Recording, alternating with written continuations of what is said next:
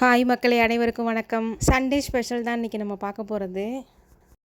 கிழங்கா மீன் தான் இன்றைக்கி நாங்கள் வாங்கியிருந்தது. கிழங்கா மீன் அரைச்சி வச்ச மீன் குழம்பும் வறுவலும் மட்டன் கிரேவியும் பண்ணியிருந்தேன். இப்போ குழம்புக்கு தேவையானதை வறுத்துடலாம். ஒரு டீஸ்பூன் எண்ணெய் ஊற்றி சோம்பு ஒரு டீஸ்பூன் போட்டுக்கலாம். அது கூட 10 வரமிளகா போட்டு நல்லா வறுத்துக்கலாம். அது கூட பூண்டு 10 பல், சின்ன வெங்காயம் ஒரு 15 நல்லா வறுத்த பிறகு அது கூட தேங்காயும் சேர்த்து நல்லா வறுத்துக்கலாம். பெரிய தக்காளியாக ஒரு தக்காளி சேர்த்து நல்லா வறுத்துக்கலாம். இது கூட முழு மல்லி இருந்தால் போட்டு வறுத்துக்கலாம். நான் அரைச்சதே தான் போட்டிருக்கேன். தூளே 3 டீஸ்பூன் போட்டு சேர்த்து வதக்கியிருக்கேன். அது கூட ஒரு கொத்து கருவேப்பிலை போட்டு நல்லா வதக்கிட்டு இப்போ ஆஃப் பண்ணிடலாம். நல்லா ஆறின பிறகு மிக்சியில் அரைச்சி எடுத்துக்கலாம். அது ஆறுறதுக்குள்ளேயே நம்ம மட்டன் கிரேவிக்கு வேக வச்சு அரிசி களைஞ்ச தண்ணியில் தான் நாங்கள் மட்டன் வேக வைக்கிறது எப்போதும். மட்டன், மஞ்சத்தூள், இஞ்சி பூண்டு பேஸ்ட்டு, சின்ன வெங்காயம் கட் பண்ணது, தக்காளி எல்லாம் சேர்த்து மட்டனை வேக வச்சு எடுத்துக்கணும்.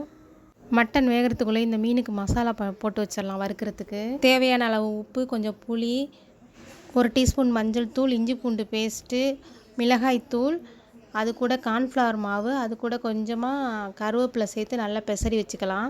மீன் குழம்புக்கு தேவையான அளவு புளி சேர்த்து நல்லா கரைச்சி எடுத்துக்கலாம். இப்போது அது கூட நம்ம அரைச்சி வச்சுருக்க மசாலாவையும் சேர்த்து நல்லா கலந்து விட்டுக்கலாம். தேவையான அளவு உப்பு சேர்த்து மிக்ஸ் பண்ணிக்கலாம். இப்போ ஒரு கடாயில் தேவையான அளவு எண்ணெய் சேர்த்து வெந்தயம் இருந்தால் தாளிக்கலாம், இல்லாட்டி கறிவடகம் தாளிச்சிக்கலாம். நான் கறிவடகம் தான் எப்போதுமே தாளிப்பேன். தேவையான அளவு காரத்துக்கு பச்சை மிளகாய் சேர்த்துக்கலாம். நல்லா வதக்கின பிறகு அது கூட வெங்காயம் கொஞ்சம் சேர்த்து நல்லா வதக்கிக்கலாம். அது கூட மஞ்சத்தூள் லைட்டாக சேர்த்துக்கலாம்.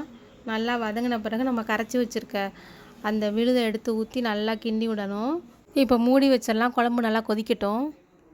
அடுத்து நம்ம வேக வச்ச மட்டன் ரெடி ஆகிடுச்சு. அதை நம்ம தாளிச்சிடலாம். இப்போது தேவையான அளவு எண்ணெய் சேர்த்து அது கூட சோம்புத்தூள் போட்டு கொஞ்சம் பூண்டும் நல்லா நச்சு போட்டுக்கலாம். அது நல்லா வதங்கின பிற்பாடு அது கூட பச்சை மிளகாய் சேர்த்துக்கலாம், வெங்காயம் சேர்த்துக்கலாம். நல்லா வதக்கி விட்டுட்டு இப்போ அது கூட நல்லா வதங்கின பிறகு மஞ்சத்தூள் சேர்த்துக்கலாம். அது கூட கரம் மசாலா, கொஞ்சமாக மல்லித்தூள், மிளகாய்த்தூள் சேர்த்து நல்லா வதக்கிக்கலாம். நல்லா அந்த பச்சை வாசனை போகிற வரைக்கும் நல்லா வதக்கின பிற்பாடு நம்ம வேக வச்சுருக்க மட்டனை எடுத்து ஊற்றி நல்லா கிளறி விடணும். இப்போது தேவையான அளவு உப்பு சேர்த்து நல்லா மிக்ஸ் பண்ணிக்கலாம். நான் எப்போவுமே மட்டன் கூட ஒரு 4 துண்டு உருளைக்கிழங்கு சேர்த்துப்பேன். இப்போ இது கூட தேங்காய் 1 கப்பு, சோம்பு சேர்த்து அரைச்சி இப்போ அதையும் நல்லா சேர்த்து மிக்ஸ் பண்ணி விட்டுறலாம். அது கூட கருவேப்பிலை சேர்த்து நல்லா வேக விட்டு கொதிக்க விடலாம். இப்போ மீன் குழம்பு நல்லா கொதிச்சிருச்சு. அது கூட மாங்காயும் சேர்த்துக்கலாம். மாங்காய் வெந்த பிறகு மீனையும் நல்லா போட்டு கொதிக்க விடலாம். மீன் குழம்பு ரெடி ஆகிடுச்சு. மேலே கருவேப்பிலை தூவி இறக்கி வச்சிடலாம். மட்டன் கிரேவி ரெடி ஆகிடுச்சு. ஒரு அரை மூடி எலுமிச்சம்பழம் பிழிஞ்சிட்டு அது கூட கொஞ்சம் மிளகுத்தூள் சேர்த்து மல்லி தூவி இறக்கிடலாம். மட்டன் கிரேவியும் ரெடி ஆகிடுச்சு. அடுத்து மீன் மட்டும்தான் வறுக்கணும். தோசைக்கல் நல்லா சூடு பண்ணி தேங்காய் எண்ணெய் ஊற்றி நல்லா வறுத்து எடுத்துடலாம்.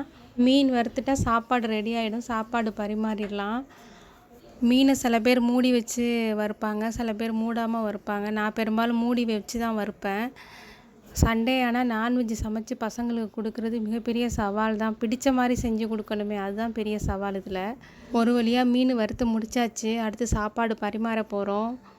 சாப்பாடு இலையில் சாப்பிட்றது அவ்வளோ ஆசையாக இருக்கும். ஊரில் விருந்தில் சாப்பிட்ற மாதிரியே இருக்கும். சிங்கப்பூரில் இலை கிடைக்கிறதே ரொம்ப அபூர்வம். என்னவோ இன்றைக்கி எங்களுக்கு இலை கிடச்சிருச்சு.